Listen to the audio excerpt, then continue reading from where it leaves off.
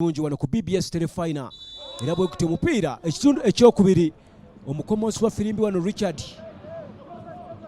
Kimbo wabwatyo mupiira ne bwabanga ate bagujjeeko akawuwa ekitundu ekyokubiri Masaza Buluuli Sekamwa Abdul Salim Abdallah buka kyali muto nnyo bakola idinze mukone muzibizi n'omuzibizi we ekyabakozitize okubanga ate bakyabakulembedde omupiira egole mu kubwerere era bwetyo bwetamu bagugase wano aba Buluuli batabani ba Kimbugwe bagasa abamukwenda wano ki John Paul Ndemba ekiri kya sombi kyanywedde Hallelujah tamarind drink kyanywedde enkooge kimunyiza omupiira ne gubeera emu kati baaba Buluuli bakomyewo mu kibalo bawanuddeyo Ssingo ku ntikko gye badde n'obubonero obutaano kati balina busatu n'abasere bayimidde wakuba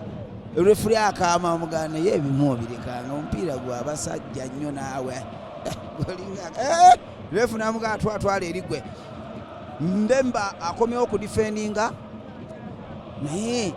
ate era ndowooza sayizi ye ndaba wano golokipa abagamba ekikondo mu makinga eno ku kikondo eno refuri nabagamba towanika emikono bw'owanikira emikono onompira ne gukoonako anti muli mu box nja kusongawo busonzi Ssingo mwana mulenzi Silas Mukalazi yaguyimiriddemu wano eno Silas Mukalazi owa Ssingo yagenda okuba free kick eno agirimu yekka teriko na byakkayaana bino ebya Kristiano simanyi abakubye gwa wansi wano Ssingo n'abantu bwe gutyo omupiira gukulembedde golozi 2-1 abakubye free kick nekoona ku kasenge wano kipa n'abula abakubye free kick ne ukoona kasenge k'abasajja bana ba Buluuli ne gumalira mu katimba mu dakiika eno ey'enkaaga mu esatu 2 eza Ssingo 1 eya Buluuli omulenzi ono Serebe yeyeepenye ne gumukoonako ne gusala golokipa we wano Nakivubo ng'akyaliwo nga tannafuuka za keedi penalty wabaddewo okukwata wano mu mpuuta waliwo omusambi wa Ssingo akutte mu nvu ezitali zize Kimbo wa bukambwe obw'ekika ekyawaggulu mu attention ey'ekika ekyawaggulu n'asongawo agamba muleke nammwe efirimbi nagisoma ngitegeera si ebitaliko VAR guno baba gunaawooma teri kwetegereza teriki guno gwaleero guwooma ng'emisinde egya Kabaka birthday run omusambi ono Edi Bulwanyi yakutte mu nva zabane atabadde Edi Bulwanyi kapiteeni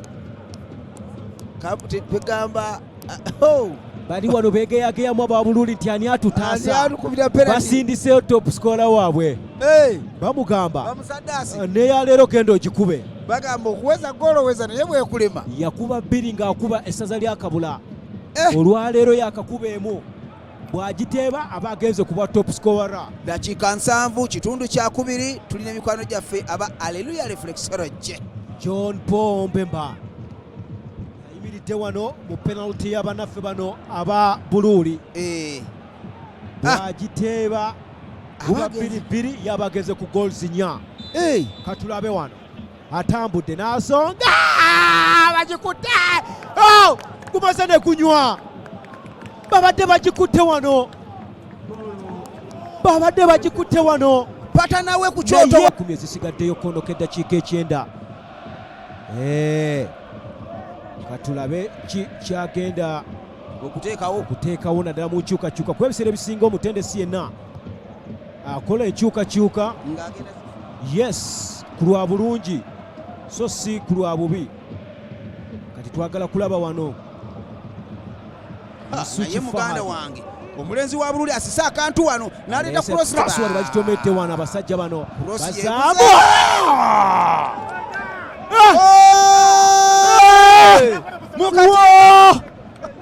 omuvubuka yanywedde tamarind drink Lawrence Kakande ono omuvubuka bave ku bubonero obubiri gwe bakyalemedde naye wano singa tebakola maliri tabbu ebeere bajjidde akasuddemu omuwanvu omulenzi ono amanyiddwa nga Batibo Charles abasajja ba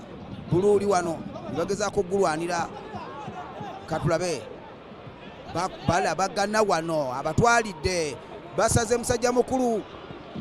kipa n'abantu bw'ati aguvumbye naye akoze ensobi wano. 3-3 omupiira agukutte n'agunywereza ddala ate fayinali n'amala n'aguta. bano abaana baaba